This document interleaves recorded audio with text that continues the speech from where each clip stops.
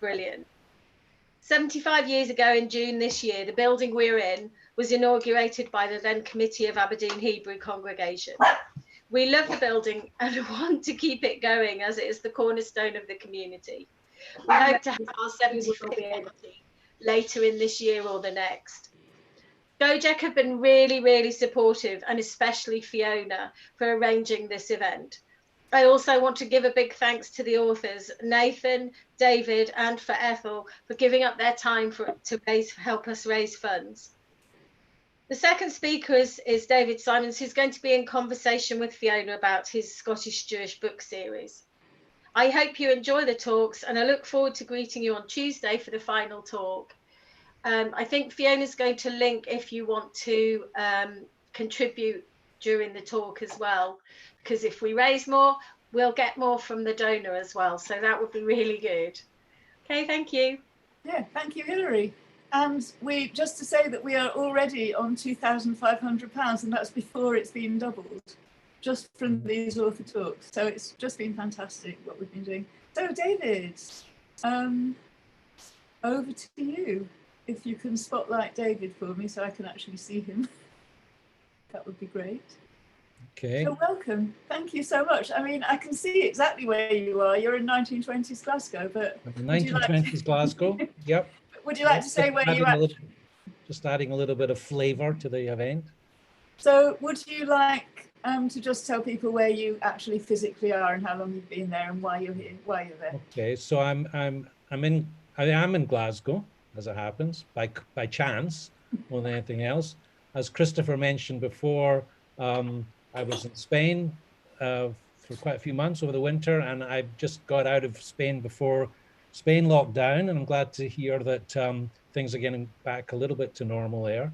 And I was on my way to Canada and Mexico and Cuba. I should be in Cuba at the moment, but I got caught in Glasgow with all the lockdowns and everything. And it's actually a very good place for me to be because my mom's here, and she's 88, and it's quite good that both my brother and I were here to sort of make sure she's okay. So yeah, so I'm in Glasgow, as you can see from the background. Yes, absolutely. I can time. So it's been great just doing a little bit of a go round with all so many members of the audience are familiar with the books, as am I. So, so yeah, so we're going to focus on the Glasgow to Galilee trilogy, at least for the most part of the talk. And so would you like to just give us an outline, a brief outline of the themes that are contained in the novels, and then we'll go through each one? Okay, well, I didn't actually start out by writing a trilogy, and that's the first thing. And so that took me a little bit by surprise. I thought I was just, I'm just writing some stories, and then it's just turned into trilogy. And I suppose that it's only now when I look back on the three novels that I realized that I was writing about my life, really. And I think that, I mean, for me, it's like writing about my Jewish background, my Jewish upbringing. And I suppose it doesn't matter who we are or where we are or whatever. I mean, whatever our backgrounds are, our heritage, our parents, our where we were born, our culture, and so on. We're either going to accept that, or we're going to reject it, or we're going to embrace it, or we're going to try and get away from it all. And I suppose when I look back now, I mean, these books were sort of writing about my sort of relationship with my Jewish background.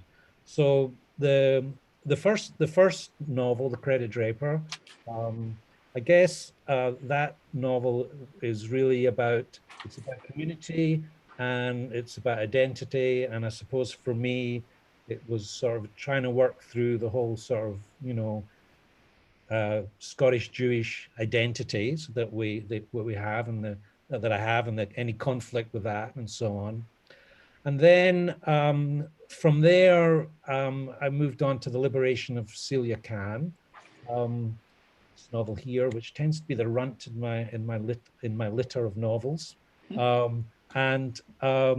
Celiacan is really about it's about my involvement with, I suppose, with Habonim. For those of you who don't know what Habonim still is, I guess, a sort of Jewish Zionist socialist youth group. I suppose Zionist at a time when Zionism doesn't have the sort of pariah status that it has now.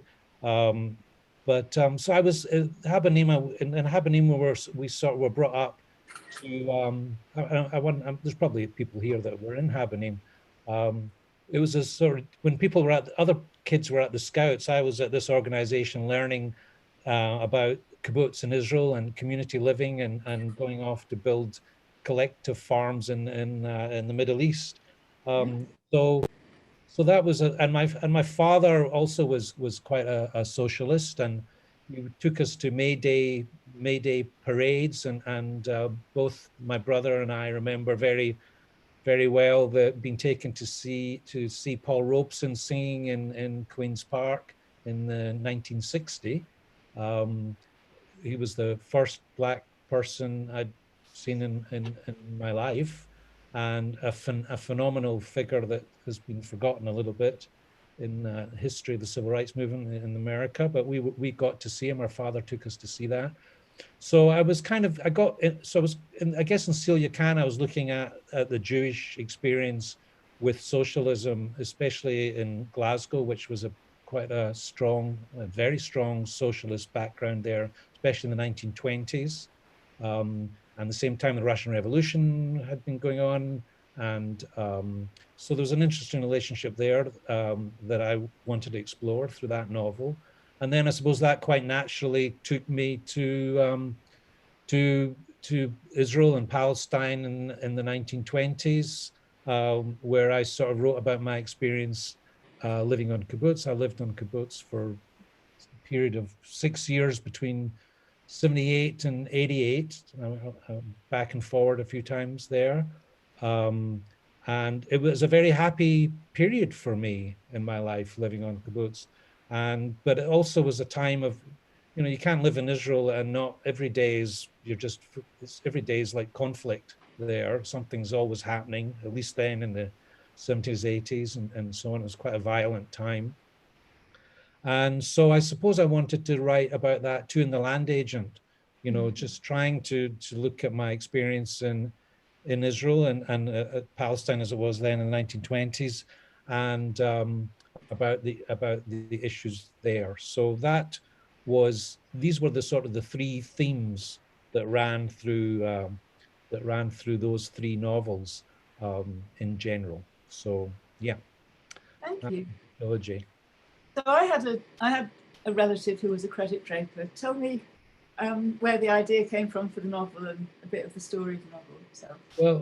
Well, I think if you scratch the surface of any Jewish family in Glasgow, if not in Scotland, you're going to find a credit draper. I don't know if everybody knows what a credit draper is or was, but basically they were peddlers or traveling salesmen. I think mostly men. Although I think there were women, they were basically, they would go out and sell goods on behalf of the warehouses in Glasgow anyway. And it was an easy job to give any immigrant that was arriving in Scotland, any Jewish immigrant at that time. And basically, there were some warehouses in Glasgow at that time that were Jewish owned. And these warehouse owners would take on these immigrants who just basically turned up and said, well, here's some aprons, here's some work shirts, here's some linen, some drapery or whatever, off you go and sell it. And if you can sell them at a profit before you can give me the money that you owe me, then you have a business. And I suppose that's how people started off, building up their families and supporting their families when they were arriving as immigrants here. And interesting enough, when I've talked around the country about credit drapers, most people actually remember credit drapers as being among the Pakistani families in Scotland, which was kind of a generation later, because the Pakistanis, they were also doing the same thing when they came to Scotland. So a lot of people remember that it's the people from Pakistan that were the traveling salesmen rather than the Jews from a generation before. So I didn't really have much of an interest in the credit drapers in Glasgow growing up. My grandfather was a credit draper, and I didn't really pay much attention to it. I mean, I just assumed that everybody that was a credit draper sort of worked in and around Glasgow and so on, and that was it, and it wasn't particularly interesting. But one day my stepfather, George, lovely man, told me about his uncle, Johnny, who was a credit draper in the Highlands. And I thought, really? Really? Did they go out into the Highlands? And he says, yeah. He said he used to go away during the week, you know, for five days up into the Highlands and go around all the sort of little crofting communities. And he would be staying in some, I don't know, some farmer, some laird's cottage or something. And then he would come back for the Sabbath and so on. And I thought, well, that's really interesting. I wondered what it would be like for a Scottish person in the Highlands seeing this sort of Jewish peddler draping up the hillside with his wares to sell. And I just thought that there's a story in there. And of course, that story is about the whole Scottish Jewish sort of traditions and cultures coming together. But the problem that I had when I started to investigate it was that I expected there to be all this conflict between the two cultures, but I discovered that in fact they were quite similar, and they seemed to get on quite well. I mean, there was a lot of sort of shared culture in sort of the music and the violins and in the whiskey and the schnapps, you know, and the brandies and all this kind of thing, and the herring and all this kind of thing as well. So I felt that there wasn't any, I didn't have any conflict. So I've had to basically create a whole lot of conflict in the credit draper that in reality probably didn't exist that much. Damn, everyone was getting on really well. There's no novel in that. Yeah, there's no point. There was no point. I just thought, well, I've got to think up something. So yeah, if you've read the credit draper, there's plenty of conflict in there. So yes, that's my answer to your question, Fiona. Let's go move on to the next question. Yeah, I'm going to say my bit of story about the credit draper. When I went to a talk about this, where I was told that all the different Jewish credit drapers went and stayed in the same places, or all the Jewish credit merchants that sold all different things went to the same lodgings all around.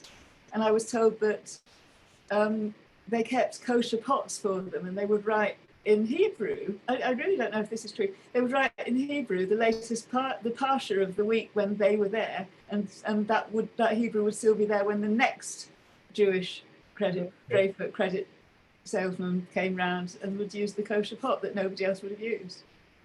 The other thing about credit drapers were that they had a code.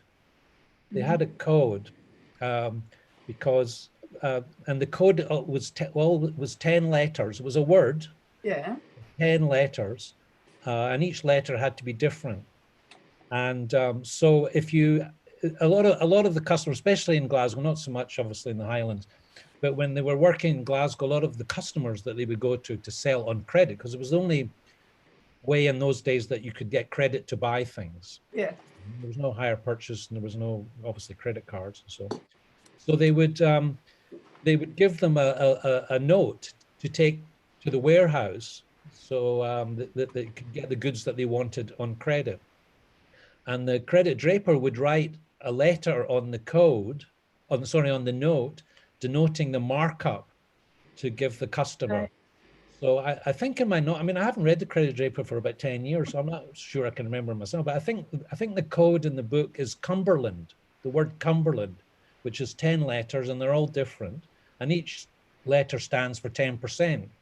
So if you are a good customer or something, and they might only give you a markup of like 30%, so you write, so it'd be CUM, so you'd write the credit draper like an M on on the note, and the warehouse would note to add 30% to the wholesale price. And obviously, if it was a D, Cumberland, it would be 100% and so on. So that was how they worked. Fabulous. So do you want to talk us through the story of the novel then? Yeah, well, the story it's about a young boy called Abraham Eskovich, who was born in 1900. I sort of have all my characters born in 1900, all my main characters, so that I can remember their ages as I'm writing the book.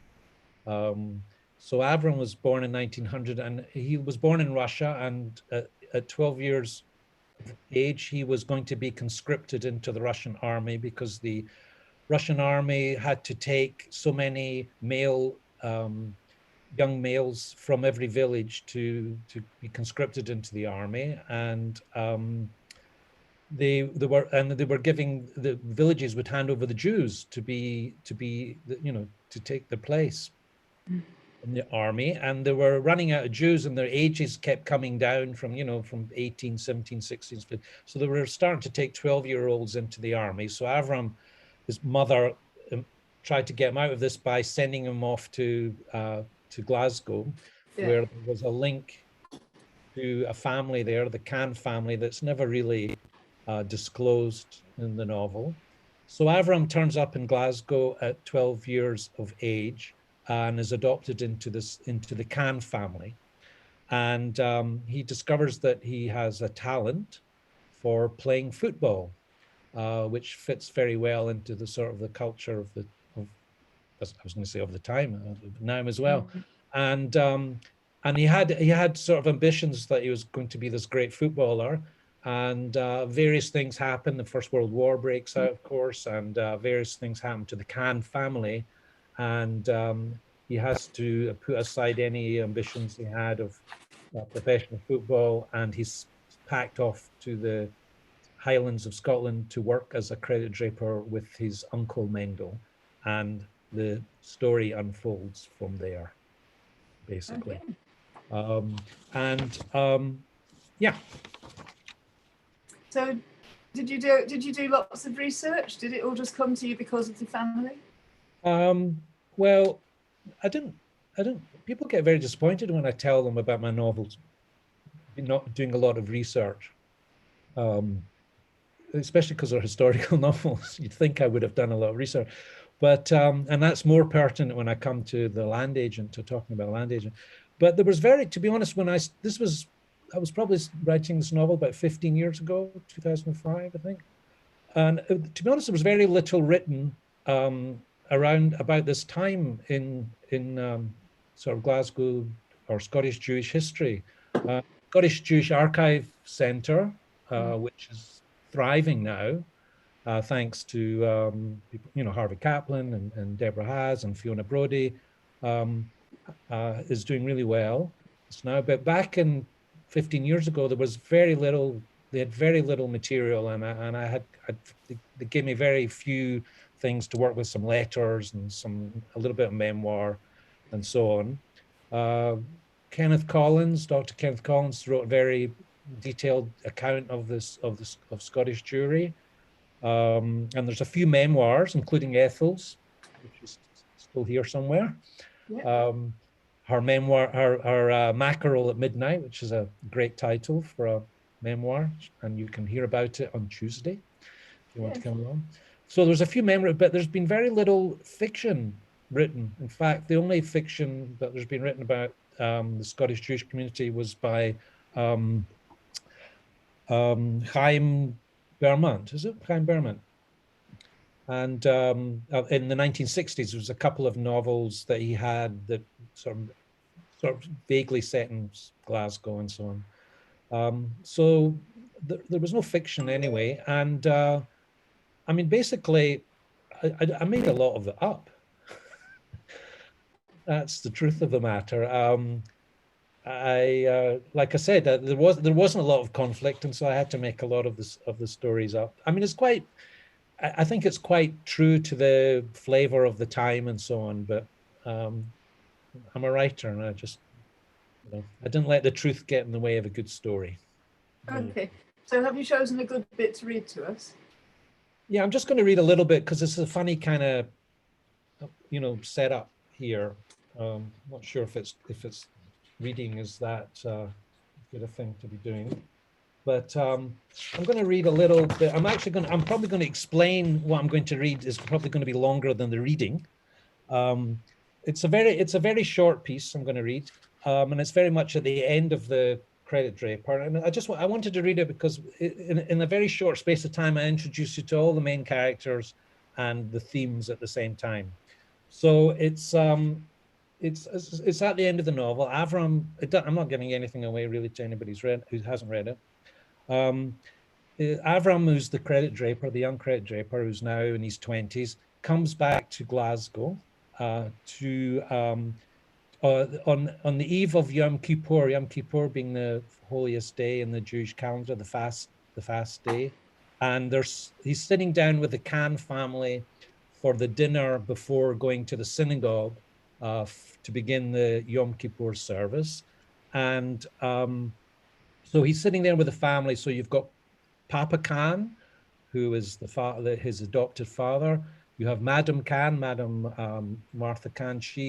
She's the mother, who was she's German. She's a German Jew, and she was sent off to an internment camp briefly when the First World War started, and a lot of the German Jews were rounded up and taken to a camp in Leeds because they were the enemy, supposedly. Yeah. So that was a very traumatic experience for her. And then you have the daughter Celia, who becomes the heroine of my next novel, Celiacan. She's a sort of feminist and socialist, his adopted sister.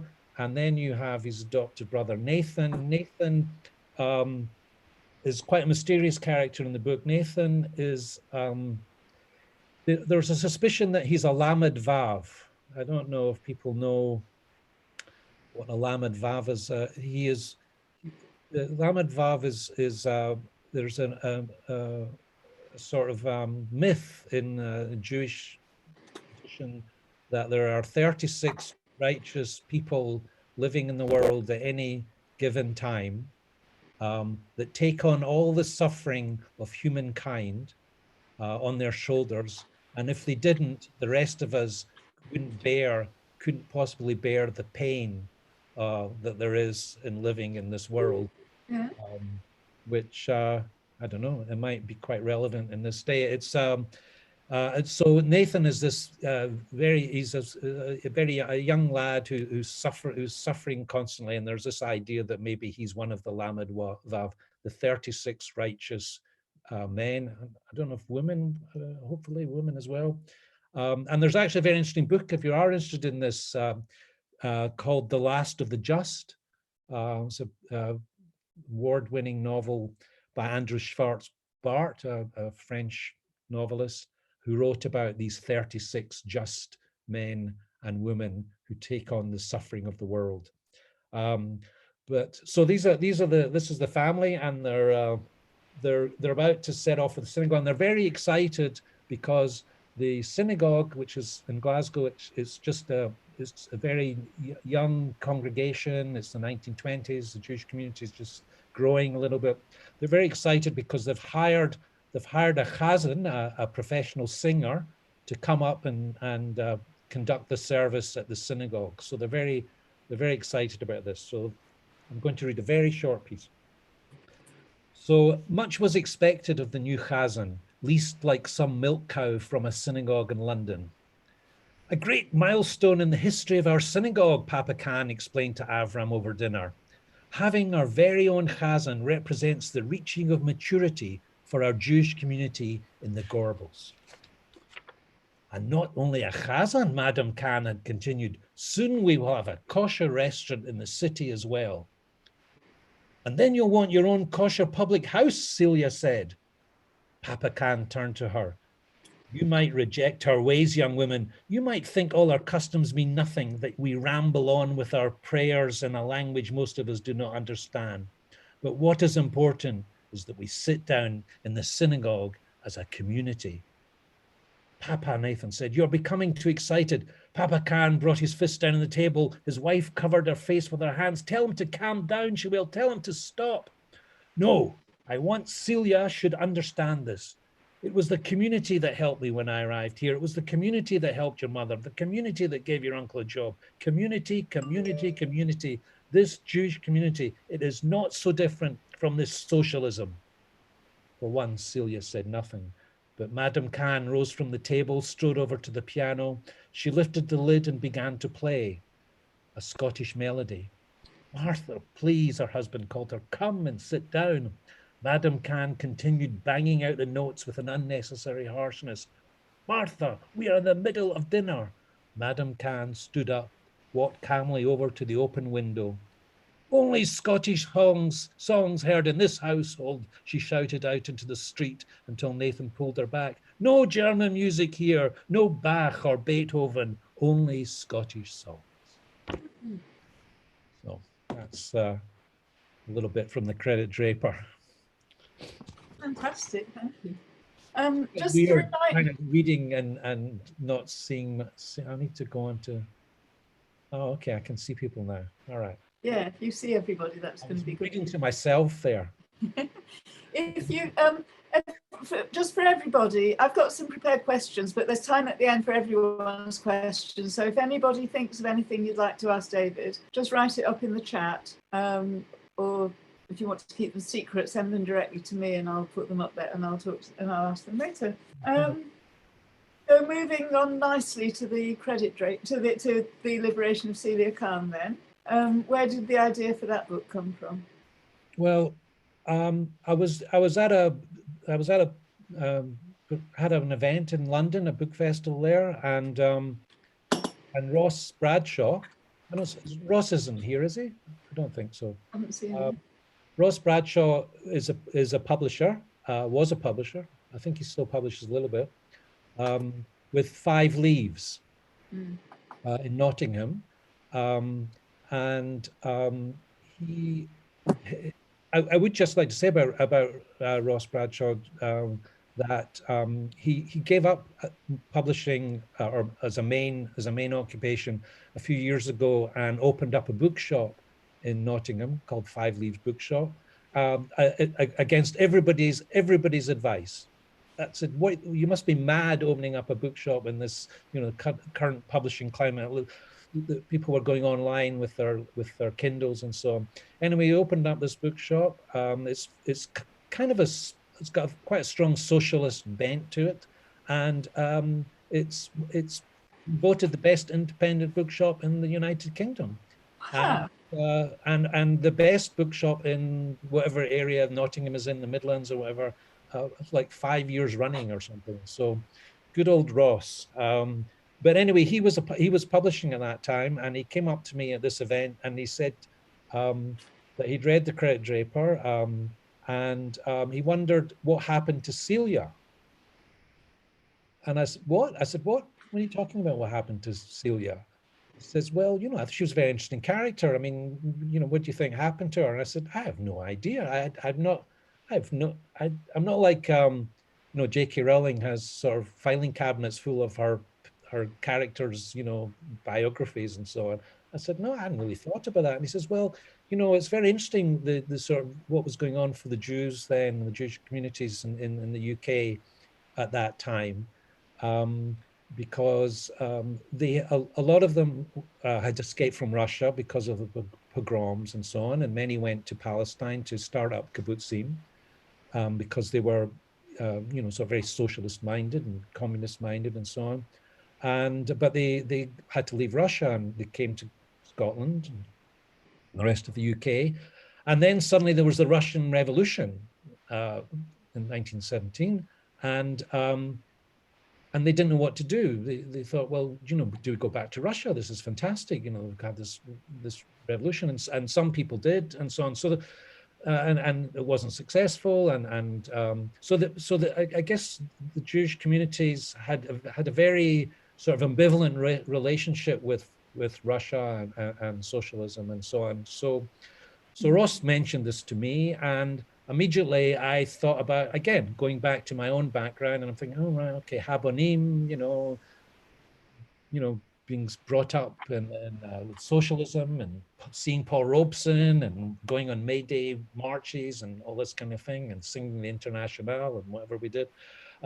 So as soon as I had that conversation with them, I said, I'm going to go and write about this.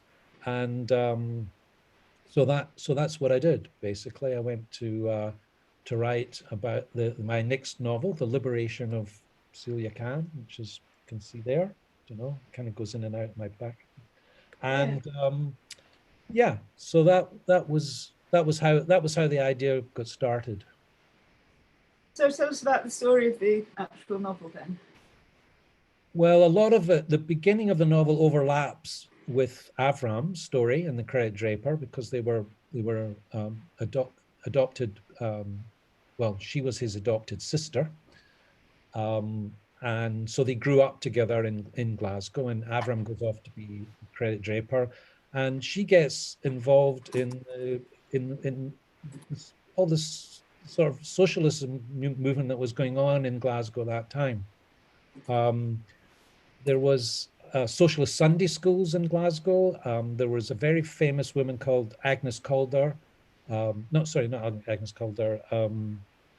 Mary Barber, who's just been recognised now in Glasgow. They just raised a statue to her in Govan. She was a Labour councillor and an activist and very much involved with the rent strikes that were going on in Glasgow during the war, and Red Clydeside, which was a hotbed of sort of Labour activity and unionist activity. And I mean, Glasgow was very close to revolution. I don't know if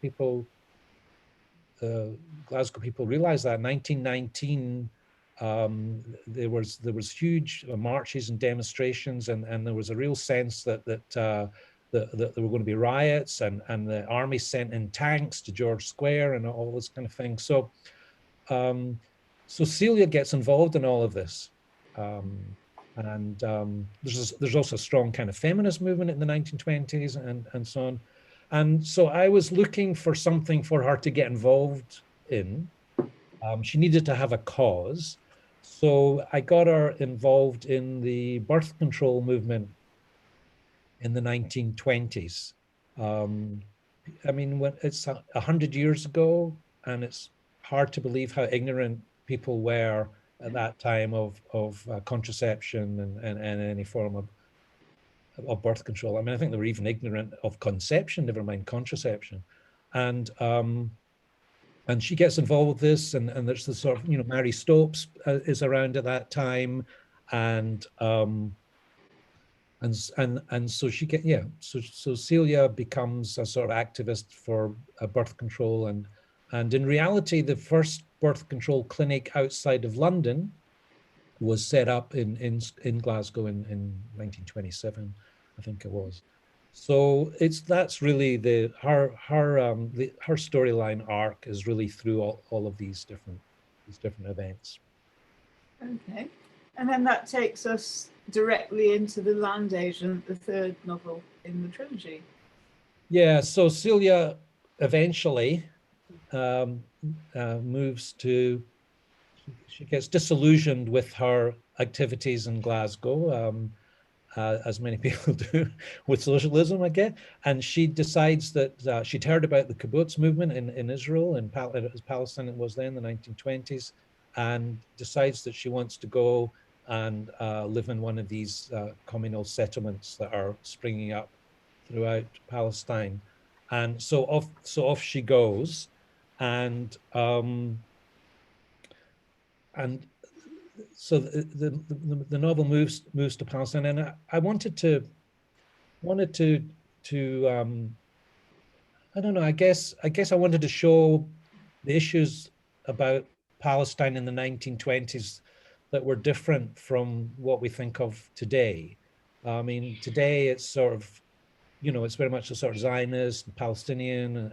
These sort of are the main sort of protagonists. Yeah. But back in the 1920s, there was a lot of different factors that were going on about land. Palestine. There was the kibbutz movement. There was Arab nationalism coming from, you know, the countries that became Syria, Lebanon, and Jordan, and so on. There was the French were there, the British were there. There was a land organization, a purchasing land organization that was buying up land in Palestine. There was all kinds of different interests, and so the story of the land agent is about another character called Lev, a Polish Jew, and so he comes into Palestine from a Polish angle, and he works for one of the land agencies there, and he discovers a piece of land that doesn't exist on any map on the border with Jordan, on one of the tributaries of the Jordan and the Yarmouk River, and then so this results in this. I mean, it's a very strategic piece of land, and it results in this kind of battle for ownership between the French and the British and the Bedouin and the land agency and a Russian engineer that wants to build a dam there, and so I was trying to show that there was a different side to the land issues of Palestine back in the 1920s, and so I kind of wanted to show that through my characters. And how much research did you have to do for that one? Was that related to where you'd lived when you were in Israel? Yeah, the land that I'm talking about was where my kibbutz was built. My kibbutz was founded in 1924 on land that was purchased for it by a Jewish agency. I think I'm not sure what was who it was purchased from. It might have been from the Bedouins, because the Bedouins were given lots of land by the British up in that area. To be honest, when I started off writing about Palestine, I thought this is going to be a nightmare. I'm going to have to be really know my research here. I'm going to have to, because I'm going to get hammered from whatever side. I'm going to get, the Jews, the Palestinians, everybody's going to be on top of me if I don't get it right. So I was very worried. I was all prepared to sort of spend years of research. So a strange thing happened, and that was on my kibbutz, which is kind of, like I said, was the sort of the situation for the novel. There was a train station, an abandoned train station. When I say a station, I mean there was a sort of some concrete platform and maybe a little sort of station house or something on the platform, and there was some sort of twisted rails sort of cast around the fields and so on. And I never paid this station any attention. I must have passed it, going out to the fields 2 or 3 times a week, and there would be this abandoned sort of rails covered in weeds and all this kind of. I never thought anything about it. Anyway, this station was called Al Dalhamia was the name of the station, and it was a station on the way between Damascus and Mecca. It was basically the way that pilgrims would travel for the Hajj, and it went through the West Bank now. It went down to Bet Shan, and then it also had a spur that went to Haifa. So it was basically Damascus to Mecca, and then with a spur to Haifa. And so it was the Palestinian Railways, and it was a major railway, and there was this station on the kibbutz.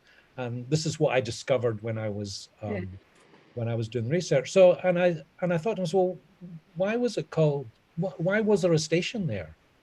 It was in the middle of fields and stuff. Why did they have a station? And why was it called Al Dalhamia?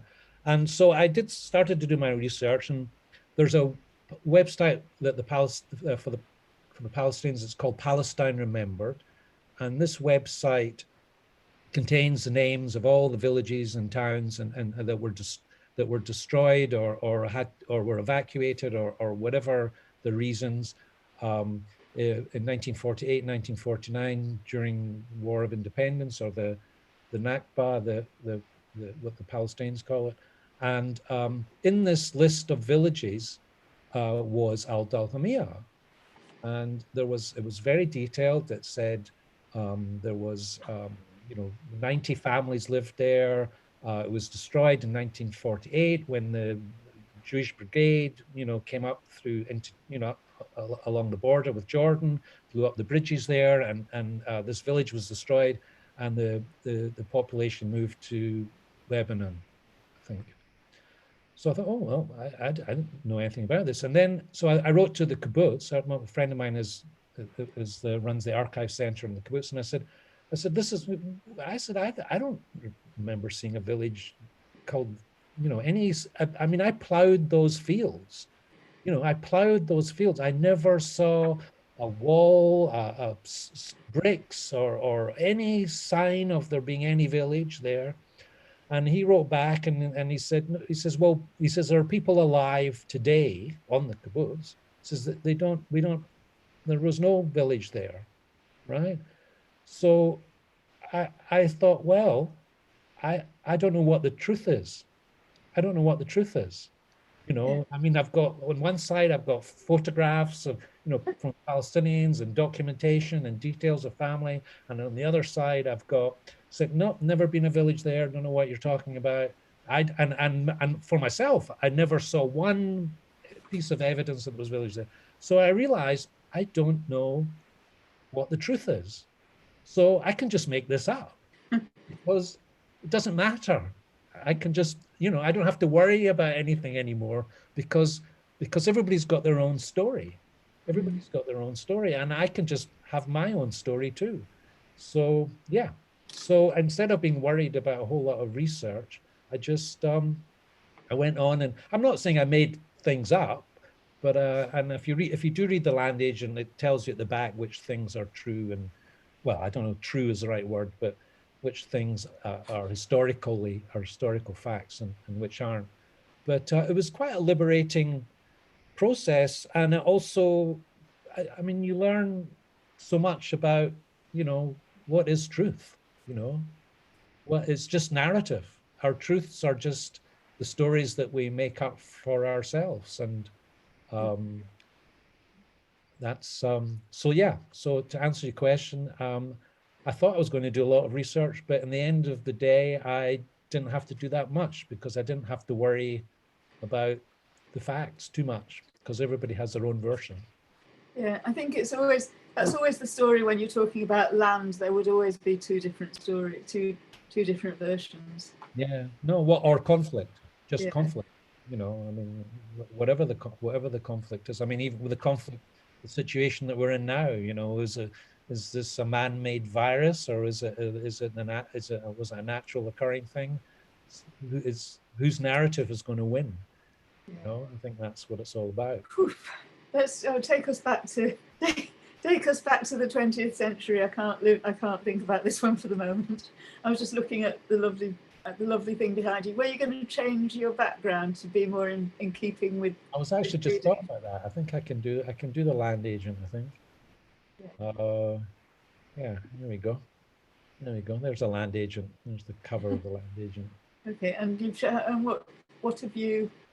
What reading have you chosen? Yeah, I'm going to do a very short reading. You'll be pleased to know. It's at the very end of the book, and I just wanted to.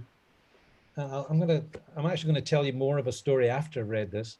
But so basically, this is the end of the trilogy. It doesn't really give that much. I'm not really giving anything away here, but basically, it's Celia is reflecting on her experience in Palestine, and she's back in Scotland, and it's just again, it sort of brings the whole thing that I talked about at the beginning about the themes about community and identity and so on, and it just brings it all back. In a nice kind of tidy way. So this is Celia talking. She says, "As for me, I feel that I started to recover as soon as I set foot in the Highlands. I cannot fully describe what it feels like to walk on a land that is free. The people of Scotland surely do not appreciate how lucky they are to have access to this space, this wildness, this beauty without worry or dispute. Who owns that loch down there? And those mountains and that gorse and that stream, that wild hare? I do not know. I do not care. Possibly some laird somewhere in his fancy house, but he's not chasing me off his land unless I come armed with traps and a shotgun for the purpose of poaching. I want to go outside and, it gives me so much happiness to feel this liberated. I want to go outside and dance barefoot on the heather to try and embrace this landscape in the gather of my arms. But I know I cannot grasp such beauty, for it is not there for the ownership, but for the enjoyment and appreciation. Palestine is such a different land to this one. It is a place so parched in places that every little patch of greenery represents a triumph of nature over adversity. Land and water, water and land, what a struggle we had to procure both. Yet here I can step out of the cottage door and drink cool, clear water from a mountain stream to my heart's content. I can bathe myself in it, launder all the clothes of the Shire in it without a thought for its source or its availability.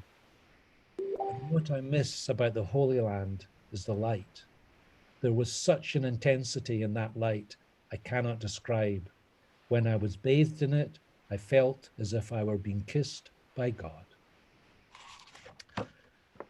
I just want to add a sort of coda to that from my own experience. I did an event up in Ullapool a few years ago, and the nice thing about the Ullapool Book Festival is that the writers get to stay there for 3 days, 2 or 3 days, and so you can get to meet other writers. And during that time I was there, sorry, I'm just gonna. One of the other authors that were doing this event was a Palestinian writer and lawyer called Raja Shahade. I don't know if you may or may not have heard of him. He was born in Ramallah, and his father was also a lawyer and was part of the Oslo Accords. He helped negotiate that and so on. Anyway, he's a lovely man, Raja, and he's written many books. I went to one of his books called Palestinian Walks when I was doing research for the Land Age, the little research I was doing, because I was looking for to get a flavor of the land from a Palestinian point of view. And so he's written this lovely book. It's called Palestinian Walks. It's quite a well-known book.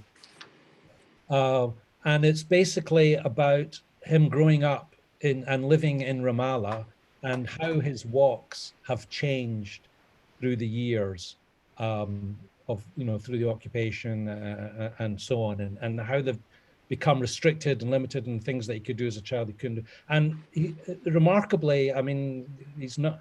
I would have thought he would be a very angry and bitter person, but he was just very kind, very generous, just wanting peace and so on. Anyway, one day during this festival, I said to him, Raj, I says, come on, let's go for a walk. Let's go for a walk. So off we went into the Highlands, and we're walking along, and I suddenly just was overcome by this emotion of walking with them and thinking about his experience, like I've just said in the Land Age, and his different experience of being able to go out and walk in the land in Israel or Palestine, and here we are in Scotland, that we can just, without a thought, we can just set off and walk together. And so it was a very emotional kind of experience for me, that having this freedom. And then, of course, the irony is here we are now, and we can't go out of our houses. So I don't know. We've kind of come full circle in some ways, but in a funny kind of way. Anyway, so that was kind of an interesting experience that came from writing the book and meeting Raja and so on. Fantastic. So yeah. We've got a couple of questions about this trilogy, and then I'm going to briefly look at your other 2 novels before we draw it to a close. So do people want to do questions or? Yeah, I'm just going to take these two questions. I'm just going to take these two questions that we've had about the trilogy, and then we've got a question about your other two novels as well. So, so first, name your kibbutz. Would you? They want to know. The kibbutz was Ashdod Yaakov Ichud. Ashdod Yaakov is Ashdod means waterfall, and Yaakov is Jacob. It's Jacob's waterfall, and Baron Jacob Rothschild was the donor, the anonymous donor, who provided the money to buy the land for the kibbutz. So it was called Jacob's waterfall, which was Ashdod Yaakov. And Ichud, at that time when we lived there, was one of the movements, the kibbutz movements. It was there was various kibbutz movements. Our kibbutz split into two in the 1950s. One became more left-wing than the other. The Ichud kibbutz was kind of center-left, and the other kibbutz that it split from was Me'ochad, which is much further left. And I don't think that's significant now, but at the time it was politically quite significant. So it was Ashdod Yaakov, and Ichud was the kibbutz movement it belonged to. Right. And then one person says, I apologize, I haven't yet read The Land Agent. So what story did you devise for the history of the station? Which story did you choose? That's a good, well, it didn't matter because the conflict, what story, did I have a village Al-Dakhmiyah? No, the conflict, I suppose what happened in 1948, I suppose, is when the issues really occurred. No, at the time in my novel, there is a railway station. Yes, there is a railway station, and there's a Bedouin village there. There's a Bedouin village. I've got the Bedouins living there. So I kind of glossed over the conflict and went somewhere else, which made it easier. Okay. So moving on then, Philip, would you like to ask your question about the other books? I've just unmuted you. Hi, David, how are you doing? Fine, Philip. Nice to see you. I have read all your books, and it just strikes me that your other two books are so very different. One's got the Japan theme, and I know you've lived in Japan for a while, and it unites Japan and Glasgow, but it's very different. And then your latest book is about a film star, which just seems totally off the wall compared to these things. So I'm just wondering where the ideas for these came from. Right. Can you hear me? Am I back on? Yeah. Yeah. So I think with the trilogy, I wrote out my Jewish stuff. That was other people go to therapy. Writers we just write it all out. So I got rid of, so that's the Jewish stuff gone. And then I lived, as you say, I lived in Japan for 7 years, and I love Japan very much. I love living there. And for those of you who don't know, I wrote my Japanese novel. It's called An Exquisite Sense of What is Beautiful. And the reason, I got the idea for the Japanese book, again, because I really wanted to write about a sort of a different kind of novel that sort of trying to show a different part of Japan that maybe not so much now, but back then I think everybody thought Japan was Tokyo and that was about it. But when I first arrived in Japan, I was teaching at an American school, and this Canadian woman, whose name I can never remember, but I'm very grateful to her if ever I meet her again in my life. She said to me, and this was pretty much my first week in living in Japan, and she said to me, there are 3 things that you need to know about Japan, right?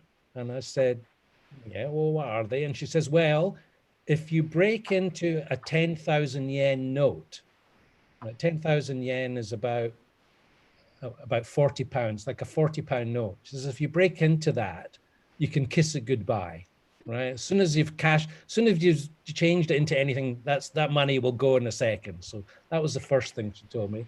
The second thing she told me was, if you start bowing when you're talking on the telephone, it's time for you to leave.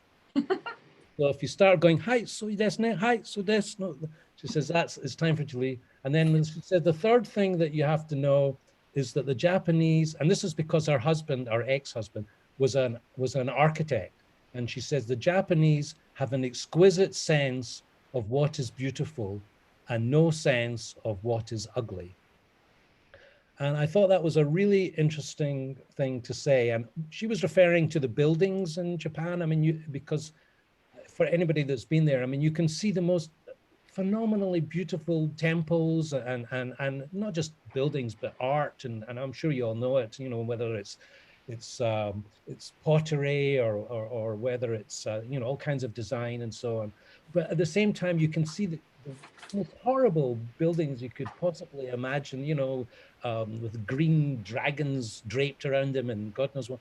So that's what she told me. So I thought that was a great, I thought that was a great title for a novel. So my Japanese novel is called An Exquisite Sense of What is Beautiful, with a subtext and no sense of what is ugly.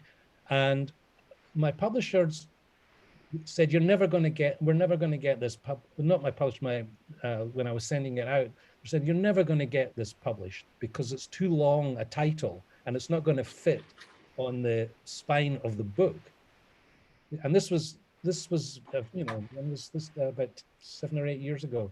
Nowadays, long titles have become very popular, but at the time it wasn't, and they kept asking me to change it, but I've kept it, and I'm very pleased with it. So yeah, so it's An Exquisite Sense of Beautiful is my Japanese novel, and it's about denial. The theme of the novel, the sort of the deep theme is about denial, which in some ways kind of reflects the title. There's, you know, we've got this exquisite sense of what's beautiful, but we're denying what is ugly. And it's about a British writer at the end of his career. He goes back to Japan where he wrote this famous novel called The Water Wheel, which was it was kind of humanizing the Japanese in the eyes of the world after the Second World War. And it was accusing the Americans of being in denial about the dropping of the bombs in Hiroshima and Nagasaki, which is true to this day. Because they've never reflected on that, and the same in the way that maybe Germany has reflected on what happened, you know, during the war. America's never reflected for one moment about killing 200,000 people in the space of 2 days in August 1944, and it's something. I mean, it's unimaginable. I mean, today, I mean, if you thought that somebody just bombed the city and killed 90,000 people just like that, I think we would think that would be unimaginable today. And yet in 1945, August 1945, this is what happened, and there's been no reflection on it. So this novel is about denial. It's about this writer sort of writing about the American denial, but at the same time, in his own life, he's also in denial about what went on in his personal life. He was involved with a Japanese chambermaid and also famous American artist. And so it's America and Japan and a British writer in the middle of it all.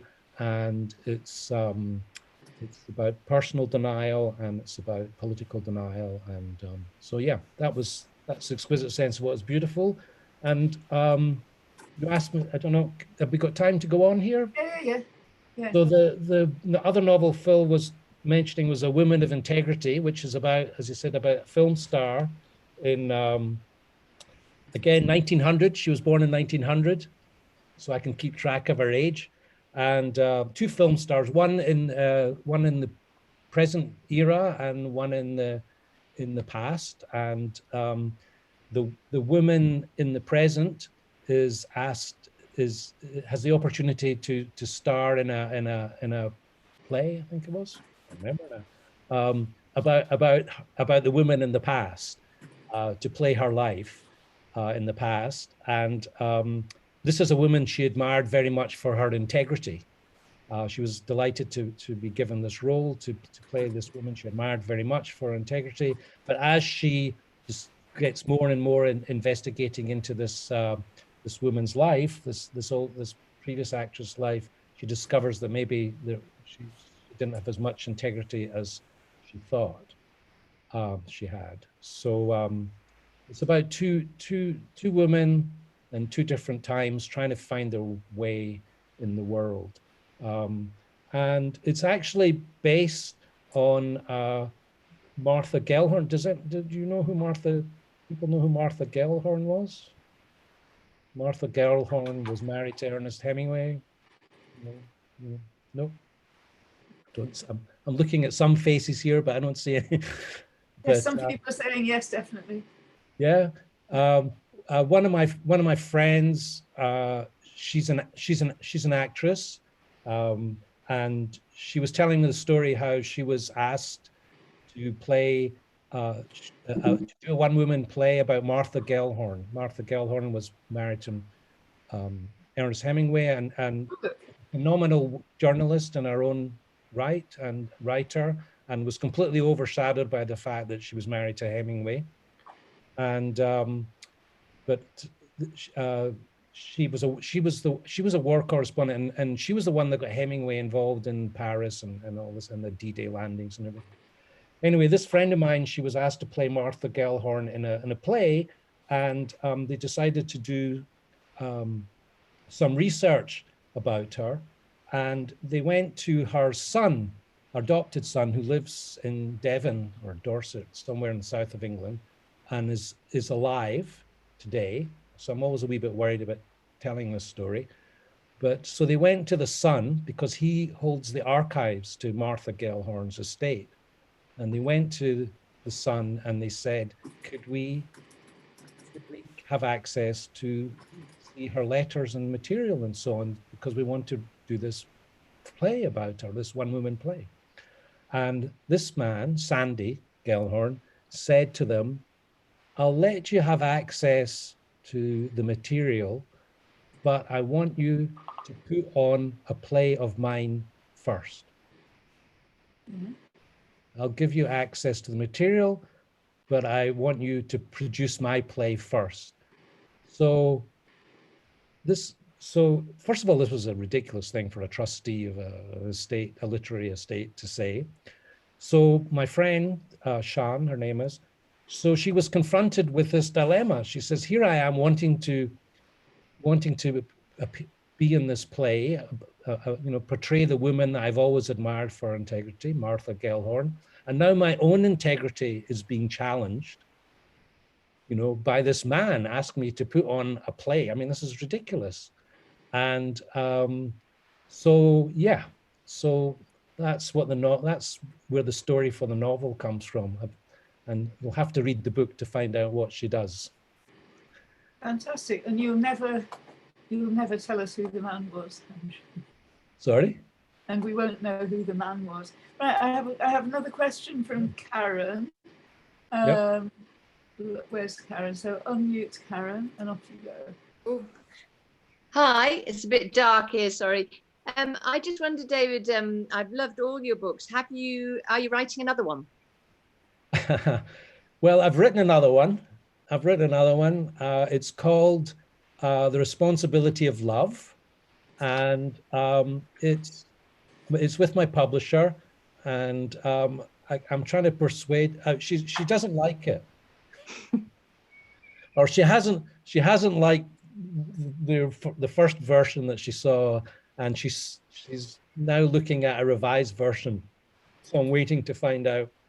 I've been waiting for quite a long time to find out whether she's going to publish it or not. And yeah, so it's again very different from anything else I've written, about whether we're forever responsible for those we have tamed, which comes from The Little Prince. Whether if you've allowed someone to fall in love with you, are you forever responsible for them? So that's the theme of my next book. So, but whether it will see the light of day, I don't know, and it's hard to know what's going on in the publishing world right now. How they're, I don't know whether it's a good time for them or not. I don't know whether, despite the fact that people can't get out to bookshops and stuff, I'm not sure how the online trade is going, but so we'll see. But thank you for asking, and I'm waiting is the answer. So here's a nice question from Ehud, so I shall unmute you for that. And it's a good question because I think it answers what you were just talking about, where's the publishing trade going? And I think this might be, I think we'll have a couple more questions and then we'll finish. So Ehud, I've unmuted you. Yeah, I was just wondering which book was most successful. I mean, which book did people buy and read the most? The Exquisite Sense of What is Beautiful. That's been my most successful book by far. I think the reason, Ehud, is because it's got a lovely cover. I don't know if, can you see the cover? I love the cover. In front of you, I think. Yeah, that's the only way. A lovely cover with carp, and it had a really interesting title, and that's basically that's all you need. I almost felt that the next book I should just try and have an interesting cover and a nice title and just have blank pages, because I think that's basically why people buy books, why they pick them up. So yeah, it was my most successful book. I mean, it's probably because it took me such a long time to get it published, and I ended up writing it and rewriting. So I've actually. It's very, I think it's, my best written book as well, and the one I'm most proud of. But, it was also a Kindle daily deal. It's amazing how many books you sell when you're a Kindle daily deal. Also, it was the most crowded book launch that I've ever been to. Yes. Oh, yes, that's right. That was the largest book launch that Waterson's held in Sauchiehall Street that year, apart from Alex Ferguson's autobiography. Wow. Well, there you go. Just me and Alex had to move his to somewhere else. It was so big, but yeah, it was very. Thank you. There's people there who came in the audience tonight, but yeah, thank you for that. So I think we could go on to gallery view and give David a big round of applause, like a quiet round of applause. And I will unmute you all and let you have a very badly designed unmuted round of applause for everybody. And thank you. Just like to thank David so much for his contribution tonight. I'm going to mute you again so that I can. David. So thank you so much, David. That was absolutely fascinating, brilliant, really nice to scoot through the Scottish Jewish history books and onto your new world. There's another part of the story, which is you've been traveling for the last while and there might be some travel books in there. I think maybe an hour and a bit more is just a bit much, but if there's anything that you'd like to finish off with in terms of your travel stories before we finish. So not really. I mean, I've been traveling I've been homeless for the last 3 years, basically. And just traveling around. I've just, as I said, as Christopher and I think Nina's there also. I've spent 5 months in Spain. People always ask me, says, "Oh, well, this is you must get lots of material from traveling." And no, I don't. I have to say, when I'm traveling, I'm really not thinking about writing, or so I don't. And I don't want to be a travel writer either. I just think they're a great travel writer. If I ever try to write about my travels, it just comes out as really kind of gushing mush. And so I'm never going to make a travel writer. But I think occasionally down the line, I guess I'm picking at little things when I'm traveling, and later on they might form parts of of a book here and there, but no, they're not. I'm not traveling to write to that way. My mind's usually on other things when I'm traveling. Like, when is my publisher going to tell me about whether she's going to take my book or not? But yeah. Well, this has been the most brilliant second in our series of 3 talks. They've totally gone over the amount of people that we thought we'd have, of financial contribution towards the Aberdeen Synagogue that we thought we'd have. Obviously, the quality was exactly what I thought we'd have. It's been fantastic to have you here. Thank you so much, David. Yeah, thanks everyone. Am I on? Am I speaking? Can I? You are speaking, yes. Yeah, just to thank everybody for the, people that I know and people that I don't know and people that have read my books, and yeah, just thank you very much for coming along this evening and contributing and so on. So yeah, very much appreciate it. It's been very nice. And so we've got lots of lovely messages for you about brilliant talk, very informative, fantastic evening, all sorts of things like that. So yeah, people have really enjoyed it. So the next thing is that on Tuesday, Ethel Hoffman is going to be talking about her. If we could just focus on Ethel here, we just spotlight her for a minute. We're going to be focusing on her on Tuesday, and she's going to be talking about her growing up in Shetland in the last century, when everybody went outside and did communal things together, which and it's a fantastic story. I heard it in Shetland, and now we're going to have the opportunity of hearing it all over the world. So thank you. So we'll see you on Tuesday, and hopefully we'll see everybody else back there next week. So I'm going to turn off the recording, and I'm going to turn off the live on YouTube. And whoops, hang on.